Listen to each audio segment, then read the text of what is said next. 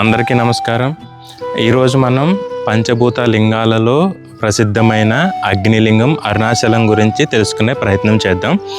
ఈ అరుణాచల లింగం చాలా ప్రసిద్ధమైన పుణ్యక్షేత్రం. టెంపుల్లో ఉన్న చూడవలసిన ముఖ్యమైన ప్రదేశాలని మీకు ఈ వీడియోలో కవర్ చేయడానికి ప్రయత్నం చేశాను. వీడియోకి వెళ్ళే ముందు మనం అరుణాచలం ఎందుకంత ప్రసిద్ధమైన పుణ్యక్షేత్రం పరిగణించబడుతుంది అనేది తెలుసుకుందాం. పురాణాలలో దీని గురించి చిన్న స్టోరీ ఒకటి ఉంది. ఆ స్టోరీ తెలుసుకున్న తర్వాత మనం టెంపుల్లోకి వెళ్ళిపోదాం. సరేనా? సరే, ఏం జరిగిందంటే మనం కలియుగంలో ఉన్నాం కదా. ఈ కలియుగంలో మనకి ఏకాగ్రత కానీ ఆయుష్ కానీ రెండు తక్కువే. ఈ ఏకాగ్రత లేకపోవడం వల్ల ఆయుష్ తక్కువ ఉండడం వల్ల మనం ఎక్కువగా కాన్సన్ట్రేట్ చేసి ఏకాగ్రతతో మనం దైవ కార్యాలు అంటే మనం తపోనిష్టలు కానీ లేదంటే కనుక యజ్ఞ యాగాదులు కానీ చేయలేము.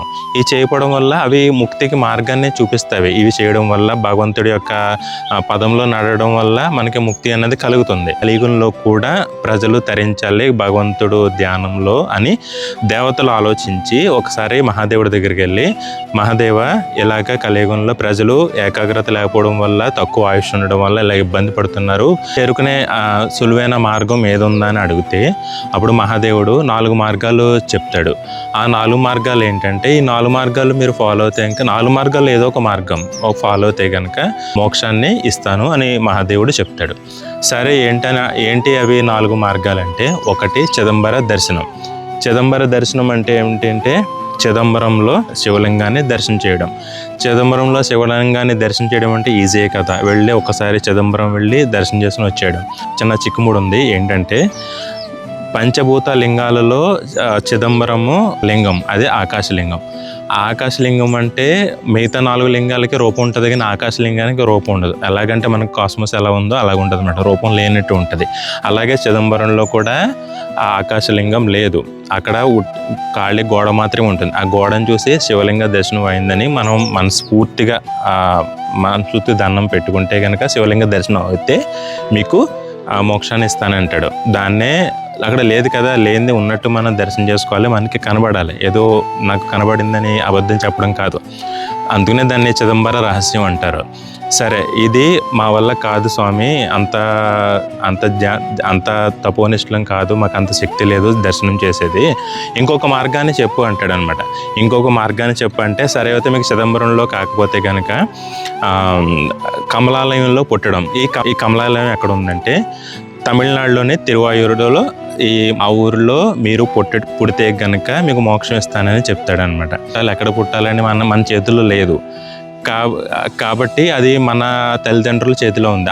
ఆ సమయంలో వారు అక్కడ ఉంటే కనుక, అక్కడ నేను పుడితే కనుక నాకు మోక్షానికి అర్హత పొందుతాను నేను. కానీ నేను అక్కడ పుట్టలేను కాబట్టి అది నా చేతుల్లో లేదు కాబట్టి స్వామి ఇది కూడా నాకు కొంచెం కష్టంగానే ఉంది, ఇంకొక మార్గాన్ని చెప్పానంటే అప్పుడు మూడోది, సరే దర్శనం మీ దర్శనం మీ వల్ల కాకపోతే, పుట్టడం మీ వల్ల కాకపోతే చనిపోవడం మీ చేతుల్లోనే ఉంది కదా, మీరు కాశీలో చనిపోండి, కాశీలో చనిపోతే మీకు మోక్షాన్ని ఇస్తానని చెప్తాడనమాట. కాశీలో సరే అయితే కాశీలో చనిపోదానని నేను డిసైడ్ అయ్యి వెళ్ళే లోపలే నాకు మరణం వస్తే, ఒక సామెత ఉంది కదా, వానర్ అక్కడ ప్రాణం పోకడా తెలియదని. సో ఈ వెళ్ళే లోపలే నేను అనుకున్నాను, ఈరోజు నేను వెళ్ళిపోతా రేపు వెళ్తారని కాశీని టికెట్లైనా బుక్ చేసుకుని వెళ్ళే లోపల మరణం సంభవిస్తే అది కూడా సంభవం కాదు కదా స్వామి, ఈ 3 మా వల్ల అవ్వట్లేదు, ఇంకా అతి సులువైన మార్గం ఏదని చెప్పండి స్వామి అంటే, సరే అవుతానే ఇదే చివరి మార్గము, ఇంతకన్నా అతి సులువైన మార్గం ఇంకోటి లేదు అంటే, సరే స్వామి చెప్పండి స్వామి అంటే అప్పుడు మహాశివుడు మహాదేవుడు ఏం చెప్పాడంటే, స్మరణాత్ అరుణాచలే అంటే అరుణాచలాన్ని స్మరించండి, అరుణాచలాన్ని స్మరిస్తే కనుక మోక్షం ఇస్తానని చెప్తాడు. మిగతా 3 మార్గాలలో మనం ఆ ప్రదేశాలకు వెళ్ళి దర్శనం చేసుకోవడం కానీ ఆ ప్రదేశంలో ఉండడం కానీ చేయాలి. కానీ ఈ 4వ మార్గంలో అలాంటిది ఏం అవసరం లేదు. మీరు స్మరించితే సరిపోతుంది. స్మరించడం అంటే ఏంటంటే అరుణాచల శివ అరుణాచల శివ అరుణాచల శివ అని మీరు నిరంతరం ప్రతిరోజు మీరు స్మరిస్తూ ఉంటే మీకు మోక్షం అనేది ఇస్తానని మహాదేవుడు చెప్తాడనమాట. సో ఎలా స్మరించాలి? ఇప్పుడు ఒక వస్తువు గురించి కానీ, ఒక ప్రదేశం గురించి కానీ, ఒక వ్యక్తి గురించి కానీ మీకు తెలిస్తే స్మరిస్తారు. అదే ఆ మనిషి ఎలా ఉంటాడు, ఆ ప్రదేశం ఎలా ఉంటుంది, ఆ వస్తువు ఎలా ఉంటుందని మీకు తెలిస్తే మీరు ఎక్కువగా స్మరించగలుగుతారు. మరి అరుణాచలం గురించి ఎలాగా అంటే అరుణాచలం గురించి స్మరించాలంటే మీరు ఒక్కసారి అరుణాచల క్షేత్రాన్ని దర్శించండి. దర్శించిన తర్వాత మీరు అది మనసులో పెట్టుకొని మీరు ఇంటికి వచ్చిన తర్వాత ప్రతిరోజు అరుణాచలాన్ని స్మరించుకోండి. అరుణాచలం ప్రతిరోజు స్మరించుకోవడం వల్ల ఏమవుతుందంటే మీకు ఆ మోక్షాన్ని ఇచ్చానని పరమేశ్వరుడు చెప్పాడు కదా, అది జరిగి తీరుతుంది. వెళ్ళలేని వాళ్ళ కోసం కానీ వెళ్ళొచ్చిన వాళ్ళ కోసం కానీ ఈ వీడియోలో మీకు ప్రతిదీ మన రాజగోపురం దగ్గర నుంచి మళ్ళీ రాజగోపురం వచ్చి లోపల మొత్తం 3 ప్రాకారాలు ఉంటాయండి. ఆ 3 ప్రాకారాల్లో విశిష్టమైన గుడులు ఉన్నాయి. ఆ గుడులు దర్శనం చేసుకుని మీకు సరాసరి 23-24 ఉన్నాయండి ఆ లోపల అన్ని దర్శనం చేసుకుని అన్నీ నేను వీడియో తీశాను. మొత్తం అంతా చూడండి. చూసి మీరు మనసులో ముద్రించుకుని ఆ యొక్క గుడిని మీరు ప్రతిరోజు అరుణాచల్ని స్మరించుకుంటే మీకు అట్లీస్ట్ మోక్షం మోక్షం వస్తుంది. కానీ మోక్షాన్ని పక్కన పెడితే మీకు అట్లీస్ట్ ఆ పరమశివుడి యొక్క అనుగ్రహం కలుగుతుంది. సరేనా? ఇప్పుడు మనము అరుణాచలం గుడిని మొత్తం అంతా చూసే ప్రయత్నం చేద్దాం. మొత్తం అంతా చూడండి. 23 పాయింట్లు కవర్ చేశాను కదా, ఏవైతే పాయింట్లు చూడాల్సినవి మస్ట్ సీ ప్లేసెస్ అవన్నీ కవర్ చేశాను. మొత్తం అంతా చూడండి. చాలా టీవీగా కనబడుతున్న ఈ రాజగోపురం మొత్తం ఎత్తు 217 అడుగులు. ఇది మన శ్రీకృష్ణదేవరాయలు కట్టించారు. ఇదే టెంపుల్కి ఎంట్రన్స్. సో ఇలాగే మీరు లోపలికి వెళ్ళాలి. వెళ్ళే ముందు గోపురంలోనే మీకు లెఫ్ట్ సైడ్న మొదటిగా మనకి దర్శనమయ్యేది విఘ్నేశ్వరుడు. ఈయనే ఆ విఘ్నేశ్వరుడు. పేరు శక్తి గణపతి. ఇండియాలో ఉన్న శక్తివంతమైన గణపతుల్లో ఈయనొకడు.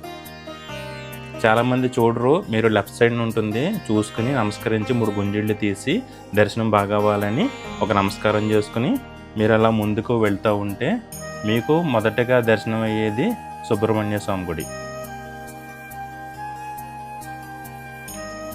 ఇదే ఆ సుబ్రహ్మణ్య స్వామి గుడి.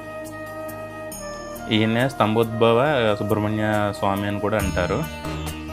ఎందుకంటే ఆయన స్తంభం చుట్టూ వెలిసిన ప్రదేశం ఇది. ఈయనకు నమస్కారం చేసుకుని నెక్స్ట్ మనకి వచ్చేది 1000 కాళ్ళ మండపం. ఈ 1000 కాళ్ళ మండపం లోపలికి వస్తే చాలా విశాలంగా ఉంటుంది. ఆ శిల్పకళ కూడా చాలా బాగుంటుంది. ఈ 1000 కాళ్ళ మండపంలోనే మనకి పాతాళ లింగం కూడా ఉంటుంది. అది దీని తర్వాత చూపిస్తాను మీకు. ఇదే ఆ పాతాళ లింగం. ఈ పాతాళ లింగం మొత్తం గుడంతా రమణ మహర్షి చిత్రాలతో ఉంటుంది. ఎందుకంటే మొదటగా ఇక్కడికే వచ్చారు రమణ మహర్షి.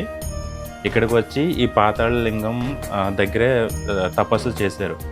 ఇది ఇప్పుడు ఎంత నీట్గా ఉంది. కాకపోతే అది పూర్వం అంటే ఒక 1950s అలాగా ఆ టైంలో మాత్రం తేళ్ళు జరులు అలాగే ఉందన్నమాట. ఈ శివలింగం కింద సిద్ధుడు సమాధి ఉంది. చాలా పవిత్రమైన ప్లేస్ ఇది. ఈయన ఇక్కడే రమణ మహర్షి బాలరమణుడిగా ఉన్నప్పుడు తపస్సు చేశారనమాట. ఈయనకి నమస్కరించుకుని మీరు బయటకు వచ్చేస్తే తర్వాత మనం వెళ్ళబోయేది ఆ సుబ్రహ్మణ్య స్వామి గుడి ఉంది కదా, స్తంభోద్భవ కుమారస్వామి. ఆ సుబ్రహ్మణ్య స్వామి గుడి పక్కనే మనకి ఒక కొలను ఉంటుంది. ఆ కొలను చూద్దాం రండి ఒకసారి. ఇదే ఆ కొలను. కాకపోతే ఎప్పుడు మూసేసి ఉంటుంది. మీకు తెరుచుంటే కనుక నీళ్లు చల్లుకోండి, కుదిరితే స్నానం చేయండి.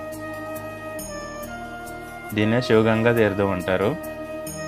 ఎప్పుడు నాకు తెలిసి ఎప్పుడు మూసేసి ఉంటుంది. భక్తుల్ని ఎవరిని ఇక్కడికి అనుమతించట్లేదు. ఈ కొలను పక్కనే మనకి ఇంకోటి గుడి, విఘ్నేశ్వరుడు గుడి. ఈయన్నే సర్వసిద్ధి గణపతి అంటారు. లోపలికి వెళ్ళి దర్శనం చేసుకోండి. దర్శనం చేసుకున్న తర్వాత మనకి తర్వాత వచ్చేది విఘ్నేశ్వరుడు అయిపోయాడు, సుబ్రహ్మణ్య స్వామి అయిపోయింది. తర్వాత మనకి వచ్చేది నంది. ఈ నంది పెద్ద నంది. ఈ టెంపుల్ కాంప్లెక్స్లో ఉన్న పెద్ద నంది ఇది. దీన్నే బిగ్ నంది అని కూడా అంటారు. ఇది బళ్ళాల మహారాజు కట్టించిన నంది. ప్రాకారానికి ఒక నంది ఉంటుంది. మొదటి ప్రాకారంలో ఈ నంది, ఇదే పెద్ద నంది ఈ గుడిలో. ఈ నందిని దర్శనం అయిపోయిన తర్వాత మీకు లెఫ్ట్ సైడ్న ఈ నందికి లెఫ్ట్ సైడ్ వెళ్తే మీకు తర్వాత వచ్చేది కళ్యాణ సుందరేశ్వర మండపం. ఇది ఇక్కడే కళ్యాణ సుందరేశ్వర మండపం ఎందుకంటారంటే ఇక్కడ పెళ్ళిళ్ళు ఎక్కువగా జరుగుతాయి తిరువన్నామలలో. ఈయనకి నమస్కరించుకుంటే భార్యాభర్తల మధ్యన ఏదన్నా అపోహలు ఉంటే తొలగిపోతాయి. తర్వాత నందికి లెఫ్ట్ సైడ్ వచ్చి చూస్తారు కదా, తర్వాత చూడాల్సింది నందికి రైట్ సైడు. చాలామంది వెళ్ళరు ఈ గుడికి. చూడండి, వచ్చినప్పుడు కంగారు లేకుండా మొత్తం చూడండి. ఇదే గోపుర సుబ్రహ్మణ్య ఆలయం. అరుణగిరినాథుడు ఒక బలమైన కారణం చేత జీవితం మీద విరక్తి వచ్చి ఈ పక్కనే ఉన్న బళ్ళాల గోపురం ఉంది కదా, అక్కడి నుంచి ఆ దూకి ఆత్మహత్య చేసుకోవడం ప్రయత్నిస్తే కుమారస్వామి ప్రత్యక్షమే పట్టుకుని ఆయన రక్షిస్తాడు. ఆ రక్షించిన ప్రదేశమే కరెక్ట్గా అక్కడ ఉంటుంది కాబట్టి ఆ గుడి ఉన్న ప్రదేశమే గోపుర సుబ్రహ్మణ్య ఆలయం అంటారు. ఇదిగో ఈయన అరుణగిరినాథుడు, ఆయన రక్షించిన ప్రదేశం అది, ఆయన కుమారస్వామి. లోపలికి వెళ్ళి నమస్కారం చేసుకోండి. నమస్కారం చేసుకున్న తర్వాత చాలామంది వెళ్ళరు ఈ 2 గుళ్ళకి. మీరు కంగారు లేకుండా నెమ్మదిగా వెళ్ళండి. తర్వాత మనం వెళ్ళేది రెండో ప్రాకారానికి వెళ్ళే ముందు మొదటి ప్రాకారం మొత్తం చూడండి, ఇలా ఉంటుంది.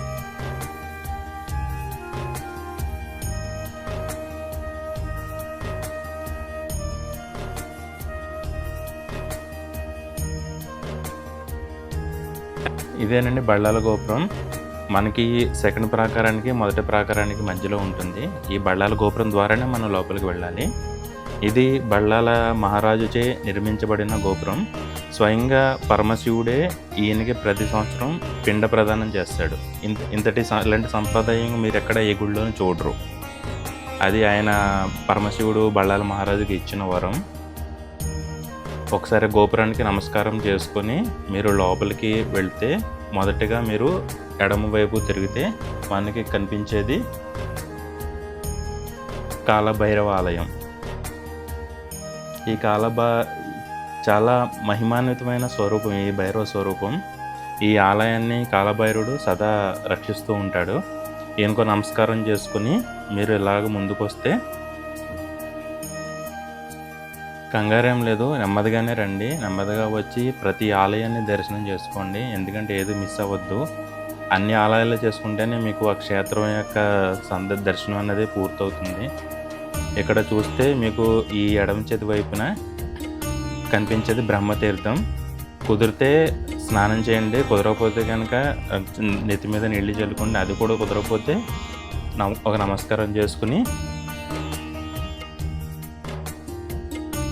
ఇక్కడ కనబడుతుంది చూసారా వెనకాల పెద్ద గోపురం, అది సౌత్ గోపురం, దక్షిణ గోపురం. అది ఆ గోపురానికి నమస్కారం చేసుకోండి. చాలా చాలా పెద్ద గోపురాలు ఉంటాయి. మిగతా 4 గోపురాలు మొత్తం అంతా చూపిస్తాను మీకు. బ్రహ్మతీర్థానికి ఎదురుగుండానే మీకు బ్రహ్మలింగం ఉంటుంది.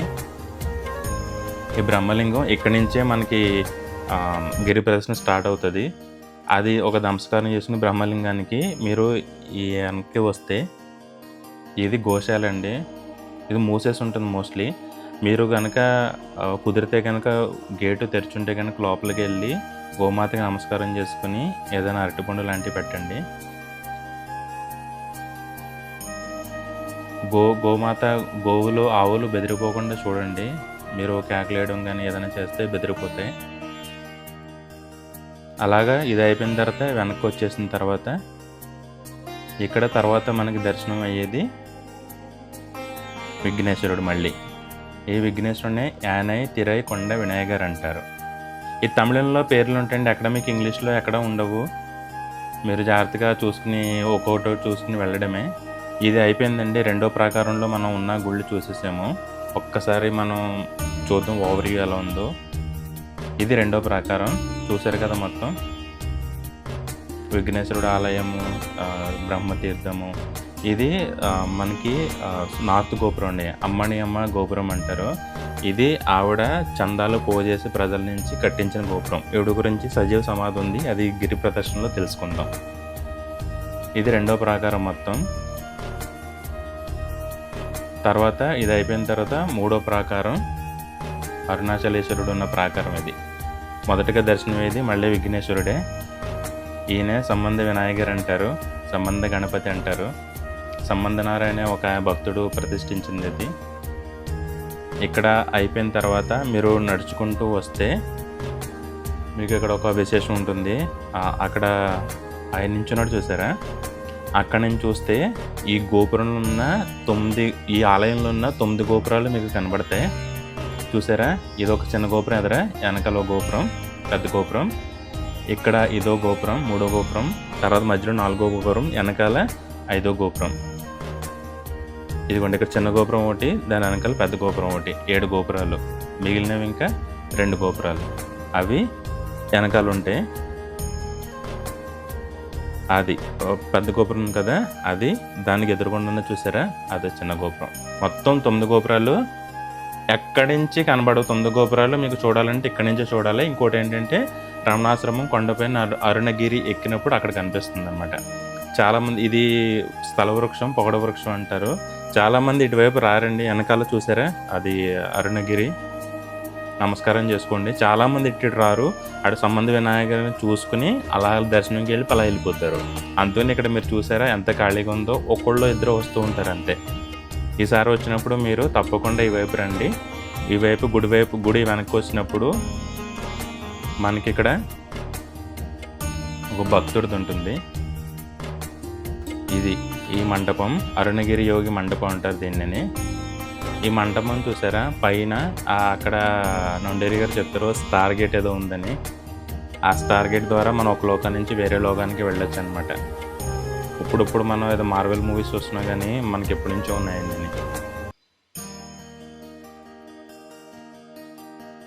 సో ఇది ఈ దర్శనం అయిపోయిన తర్వాత మీరు, ఇది ఏ గోపురం అంటే మీకు వెస్ట్ గోపురం. మీరు వెస్ట్ గోపురం చాలామంది 99% ఎవరు రారని ఇటువైపు.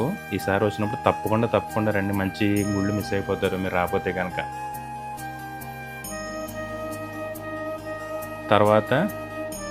తర్వాత మనకి దర్శనం అయ్యేది పాద మండపం అండి. ఇవి అరుణాచలేశ్వరుడి పాదాలు. స్వామి లింగాకారంలో అడుగుపెట్టిన మొట్టమొదటి ప్రదేశం ఇది. అందుకని పాద మండపం అంటారు. లోపల గుడిలో 2 పాదాలు ఉంటాయి. మన తిరుమలలో చూస్తాం కదా వెంకటేశ్వర పాదాలు, అలాగ ఉంటాయి అన్నమాట 2. ఏనుక నమస్కారం చేసుకుని తర్వాత గుడికి వెళ్దాం. ఈ గుడికి వస్తే చూడండి, ఇది స్థూల సూక్ష్మార ఆలయం అంటారు. అంటే శివుడు స్థూలంగా అంటే పెద్ద శివలింగం, చిన్న శివలింగం అంటే మైక్రో మ్యాక్రో అనమాట. ఇక్కడ చిన్న శివలింగం ఉంటుంది. గిరి ప్రదక్షిణ చేయలేని వాళ్ళు ఈ గుడి చుట్టూరు 11 ప్రదక్షిణలు చేస్తే ఆ గిరి ప్రదక్షిణ చేసిన ఫలితం వస్తుంది. చిన్న శివలింగం ఎక్కడ ఉంటుందంటే గుడి వెనకాల ఉంటుంది. సూక్ష్మలింగం అనమాట, అంటే చిన్న లింగం అని అర్థం అనమాట. పెద్ద లింగం కొండ, చిన్న లింగం ఈ లింగం. ఇదేనండి గుడి వెనకాల ఉంటుంది చూడండి. ఈ లింగానికి నమస్కరించుకుని 11 సార్లు ప్రదక్షిణ చేయండి. ప్రదక్షిణ చేస్తే మీకు ఆ గిరి చుట్టూరు నడిచిన పుణ్యం కలుగుతుంది. చేయలేని వాళ్ళు చేయలేండి అంతే. చేయగలిగిన వాళ్ళు, ఒప్పుకున్న వాళ్ళు గిరి ప్రదక్షిణ చేయండి. మీకు టైం లేదు అని అనుకుంటే కనుక ఇక్కడ 11 సార్లు తిరగండి. ఇక నమస్కారం చేసేసుకొని ఈ ప్రాంగణంలో మనకి చిట్ట చివరి గుడి ఏంటంటే చూసారా, చివరి వరకు ఎవ్వరూ లేరు, ఎవ్వరు రారు కూడా. ఇక్కడికి అంతా ఖాళీగా ఉంటుంది, ఎప్పుడు చూసినా ఖాళీగానే ఉంటుంది. ఈయన మరో గణపతి, వాలమూరు గణపతి అంటారు ఈయన.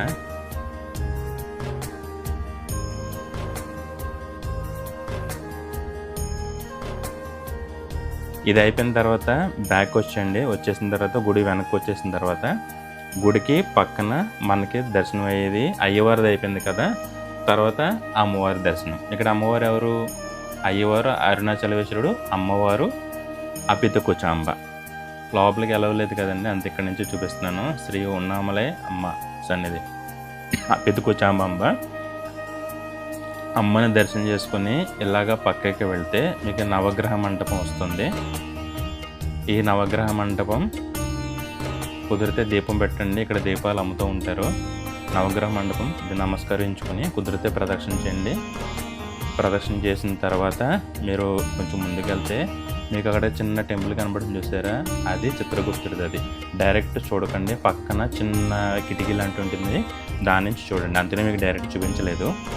ఇది వచ్చేసిన తర్వాత ఇక్కడ చిన్న విచిత్రం ఉంటుంది.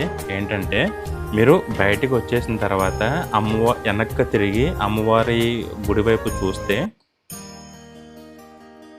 మీకు ఇక్కడ 2 స్తంభాలు ఉన్నాయి కదా. ఈ రైట్ సైడ్ స్తంభం రెడ్గా గీసని చూసారా, ఆ రైట్ సైడ్ మార్క్ చేసిన స్థలంలో చిన్న గణపతి ఉంటుంది. ఎవ్వరు చూడరు, ఎవ్వరికి తెలియదు కూడా అనేది.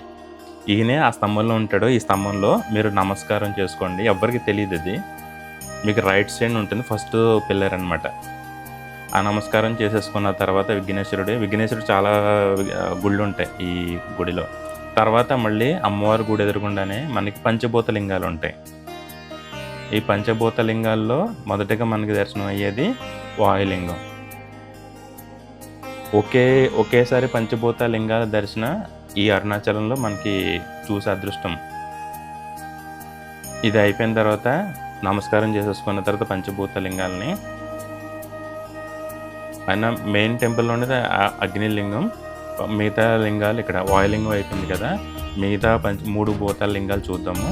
ఇలాగా మీరు వెళ్తే ఇటువైపు కూడా చాలామంది వెళ్ళరండి, డైరెక్ట్ ఆ గోపురం దాటేసి వెళ్ళిపోతారు. ఇది మెయిన్ ప్రాంగణం, థర్డ్ ప్రాంగణం. చూసేసిన తర్వాత మీరు లెఫ్ట్ సైడ్ వస్తే లోపలికి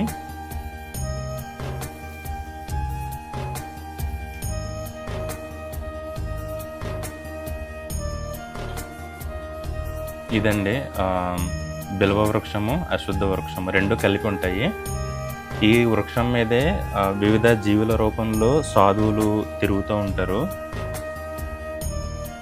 చూసి నమస్కరించుకోండి మీకు కనబడితే కనుక. వాటిని పేరుతో పిలవకూడదని అంటూ ఉంటారంట. ఈ చెట్టు మీద ఉంటే చెట్టులో కలిసిపోయి ఉంటే మీకు పట్టి చూస్తే కానీ కనబడదు, ఇలాగనమాట. ఇలా ఉంటే కనుక దాని పేరు పిలవకుండాను ఒక నమస్కారం చేసేసుకుని మీరు వచ్చేయండి. తర్వాత పంచభూత లింగాలలో మనకి నెక్స్ట్ లింగం ఈ లింగం ఆకాశలింగం, అంటే చిదంబర లింగం. నటరాజుడు కదా చిదంబరంలో ఉండేది, నటరాజ స్వరూపం. ఈ చిదంబర లింగాన్ని దర్శనం చేసేసుకోండి. మనకి ఇప్పుడు 3 లింగాలు అయిపోయినాయి దర్శనం, మిగతా 2 లింగాలు చూపిస్తాను. తర్వాత మనకి నెక్స్ట్ మనం దర్శించుకోబోయేది పిడారి అమ్మ గుడి. దానికి ఎదురుగుండా ఉన్న త్రిశూలం ఇది. ఈ త్రిశూలానికి రాతితో చెక్కబడిన త్రిశూలం ఇది.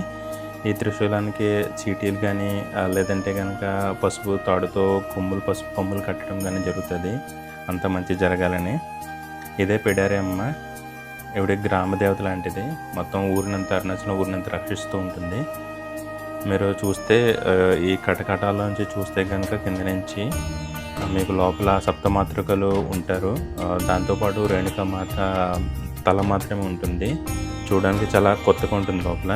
ఇది అయిపోయిన తర్వాత మనం మిగిలిన 3 లింగాలు ఉన్నాయి కదా, 2 లింగాలు ఉన్నాయి కదా, అవే ఇవి పంచభూత లింగాలలో ఇది జలలింగం. ఇది జంబుకేశ్వరంలో ఉన్న జలలింగం. ఇది ఇక్కడ దర్శనం చేసుకోండి. ఇక్కడ దర్శనం అయిపోయిన తర్వాత మన పంచభూతాలలో ఇది లాస్ట్ లింగం అన్నమాట. ఏంటా లింగం అంటే పృథ్వీలింగం. పృథ్వీలింగం అంటే తెలుసు కదా, కాంచీపురంలో ఉన్న లింగం పృథ్వీలింగం. మొత్తం పంచభూత లింగాల దర్శనం అంతా అయిపోయింది మనకి. ఇక్కడ నుంచి చూస్తే మీకు తడు ప్రకారం మొత్తం అంతాను అపితకుచాంబ అంబ, అరుణాచలేశ్వరుడు గుడి అవన్నీ ఉంటాయి. ఇది చూస్తే మీకు కిలిగోపురం ఉంటుంది. పైన చిలుకలు, అరుణగిరినాథుడు చిలుక రూపంలో ఉంటాడు. తర్వాత మీరు వెళ్తున్నప్పుడు ఇక్కడ ఇంపార్టెంట్ థింగ్, మీరు వెళ్తున్నప్పుడు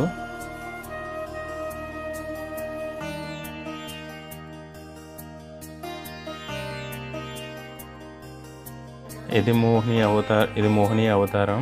వచ్చేటప్పుడు దర్శనం అయిపోయిన తర్వాత వచ్చేటప్పుడు చూడకండి. తర్వాత మీరు ఇదే మొత్తం బయటకు వచ్చేస్తే కనుక ఇదంతా మొత్తం గుడి ఫస్ట్, సెకండ్, థర్డ్ ప్రకారం అన్నీ బయటకు వచ్చేసి ఎక్కడైతే మీరు మొదలయ్యారో మళ్ళీ అక్కడికి, అంటే ఎక్కడ మొదలయ్యారు శక్తి గణపతి దగ్గర మన యొక్క టెంపుల్ యొక్క జర్నీ స్టార్ట్ అయింది. అక్కడికి మళ్ళీ ఎండ్ అయిపోయింది. సరే ఒకసారి వెళ్ళే ముందు శక్తి గణపతి నమస్కరించుకుని బయటకు వచ్చాను. చూసారు కదా ఎలా అనిపించింది మీకు టెంపుల్ వర్చువల్ టూర్కి నచ్చుంటుందని ఆశిస్తున్నాను. అలాగే ఈ టెంపుల్ మొదట రాజగోపురం దగ్గర నుంచి మళ్ళీ రాజగోపురం దగ్గరికి ఏవేవి ఉన్నాయో ముఖ్యమైన ప్రదేశాలు చూడవలసిన ఆ 3 ప్రాకారాలు ఉన్నాయి కదా, 3 ప్రాకారాలు ఏమేమి చూడాలో అన్నీ కవర్ చేశాను మ్యాక్సిమము. చుట్టాలు కానీ ఎవరికైనా ఉంటే షేర్ చేయండి. ఇది నాకు తెలిసి ఇలాంటి వీడియో ఫస్ట్ టైం అనుకుంటా మన తెలుగులో రావడం. ఇది నా గొప్పతనం కూడా కాదు, మీకు అందరికీ తెలుసు, తెలుగు ప్రజలకి అందరికీ తెలుసు, మన నండూరి శ్రీనివాస గారు ఉన్నారు కదా, ఆయన వివరించి మొత్తం చెప్పారు. ఆయన చెప్పిందని నేను ఒక వీడియో రూపంలో తీసుకొచ్చే ప్రయత్నం చేశాను. నచ్చిందని నేను ఆశిస్తున్నాను. దీని తర్వాత మనకి అరుణాచలం సిరీస్లో ఇంకా 3-4 వీడియోస్ వస్తాయి. ఒకటి ఈ టెంపుల్ తర్వాత గిరి ప్రదక్షిణ తెలుసు కదా, గిరి ప్రదక్షిణలో ఏమేమి కవర్ చేయాలన్నది మీకు వివరంగా ఆ యొక్క వీడియోస్లో చెప్తాను. అలాగే రమణాశ్రమం పైన కొండ మీద అగ్నిలింగం మీద ఉన్న ప్రదేశాలు కానీ ఇవన్నీ ఉన్నాయి. మీకు అన్నీ పూర్తిగా వివరించే ప్రయత్నం చేస్తాను. మీకు ఇంకేమైనా డౌట్స్ లాంటివి అని ఉంటే కనుక కింద కామెంట్ చేయండి. ఆన్సర్ చేసే ప్రయత్నం అయితే నేను చేస్తాను. సో మీరు ఎంజాయ్ చేశారని నేను అనుకుంటున్నాను. సో నెక్స్ట్ వీడియోస్లో కలుద్దాం. అంతవరకు నమస్కారం.